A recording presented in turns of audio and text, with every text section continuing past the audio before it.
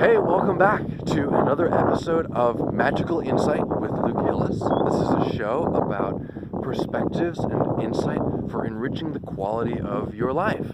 And the main premise of the show is that our fulfillment in life, our enjoyment of life, our satisfaction in life, our peace of mind in life is largely based on how we make meaning. And so when you have new insight, you can make new meaning, and then you can enjoy life more fully, even with the same set of external conditions. This set of external conditions could look like total stress if I'm completely worried about my work and my income and my family and my health and all of that. Or it can look like, not to use death as another example, but it kind of gets the point across. It could look like a beautiful place for some last breaths of life, if you know what I mean. I'm not on my last breaths of life, and I don't expect to be for a long, long time. But if I had to accept that I was on my way out, then I could see this in a whole different way, Or I could see it as anyway, I'd rather not dwell on my own death, but I'm trying to get the point across that whatever your circumstances are, how you relate with, how you feel in them is largely based on the meaning that you make as opposed to what the conditions really are. So the lesson for today, or the topic of today, the insight of today, relates to travel. So I've gotten to do some traveling in my life, and one trip in particular, which was a 4-month journey through Australia and Europe by myself, no responsibilities, total freedom, and basically I managed to save up about $10,000, and I got my one-way ticket to Australia, and I had a friend to stay with for a couple of days when I arrived, and I had no other plans. Literally, I had 2 nights of the whole thing planned. I had some ideas of places I wanted to go, things that I wanted to do. I thought I might want to go to Europe, but I wasn't sure. I didn't need to have that as a plan. I certainly didn't have any plane tickets to go to Europe when I left. People asked me before I left how long I was going to be gone. I said somewhere between 3 months and 3 years. I had a work permit for Australia in case I needed to work, at least during my first year that I was there, if I would be there that long. And that was just open. And I had an incredible trip.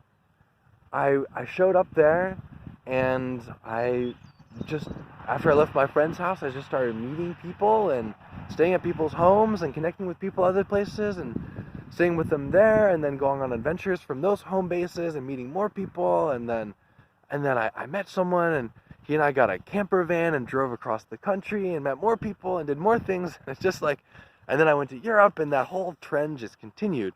It was an unfoldment. It was like a snowball rolling down a hill that just got bigger and bigger and more, just as it went. It was enormously magical for me. And I think one of the reasons I got to have that kind of magic was because I didn't have too many plans. Now, obviously I had some plans. I had to buy a ticket to get there, and then as I went along, I unfolded new plans, but I didn't ever plan too far ahead, generally. I did a little bit. It's sort of an art form. It's like, what plan will actually maximize my sense of freedom instead of mind? That's kind of an art form to it. But at least to start, you can start your trip by just having a few days of plans or a week of plans or something on your big trip, and nothing more. Okay, so let's back this up. If you've been craving to go on a long journey, I mean like a 3-month or longer journey, where you don't have any responsibilities, you just have freedom, and you can explore, you can learn, you can meet people, you can call dear old friends that you've been meaning to call, catch up on things you've been meaning to catch up on, but not necessarily at home, because home is sort of a tough environment, I find, in its own way. It just kind of gets stuck in the rhythms of home. But when I'm traveling, then I really feel free. I feel I don't have much stuff either. That actually really helps. and just being in different environments is a constant reminder that I'm free, so to speak.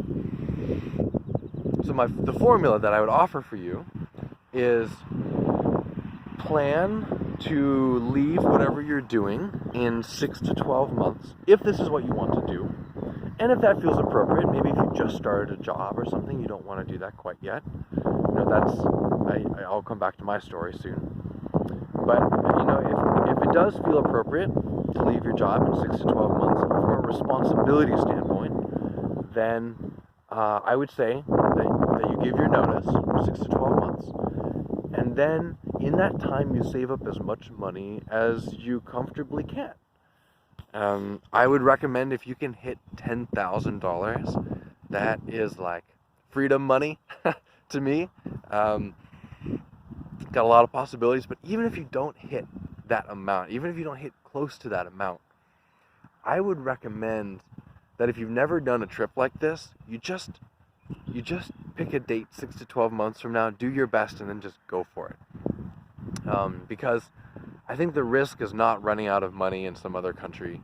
The risk is not ever having really known yourself well enough to choose the life that was meant for you. And this kind of travel has been so useful for me and so many other people that I know. For really choosing the kind of life that you want. Because you're going to spend most of your life working or at least doing some kind of duty. You might as well do it the way you really want to. You choose your life effectively when you know yourself effectively. And travel is such a great environment for getting to know yourself effectively. Okay, so 6 to 12 months. I'd say, less than 6 months. I mean, hey, if you've got the money, go for it. But for a lot of us, we need that time to save up. And then more than 12 months, I wouldn't necessarily recommend, because whenever you're waiting for anything longer than 12 months, there's a reasonable chance that you'll just never do it. I think the risk here is not doing it optimally, it's just not doing it at all. That's the risk. And then when you get to wherever you're going, when you have a need, you find the resourcefulness better than when you don't have the need.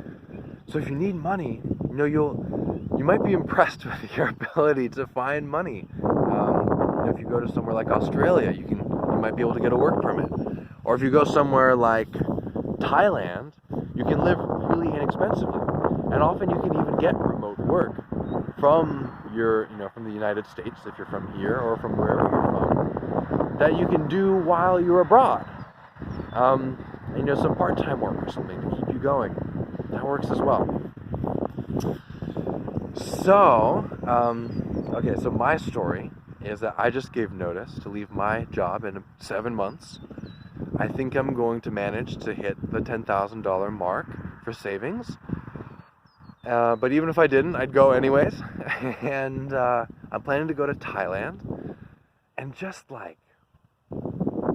chill to start.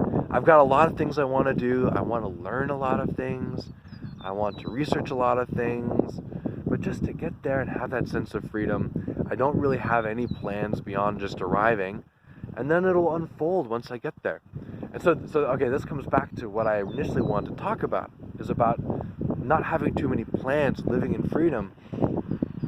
That I find I can have a whole day of free time, and if I fill it with plans, I often finish the day and feel exhausted and like I didn't really have the day for myself, because I made all these obligations for myself that I then felt I had to fulfill.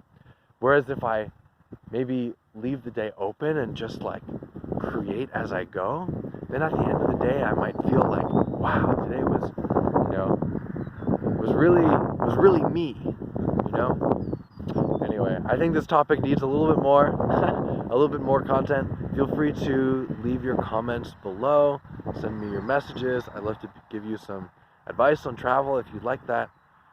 It's been great to see you. I look forward to seeing you again soon. This is Luke with Magical Insights to transform our experience of life.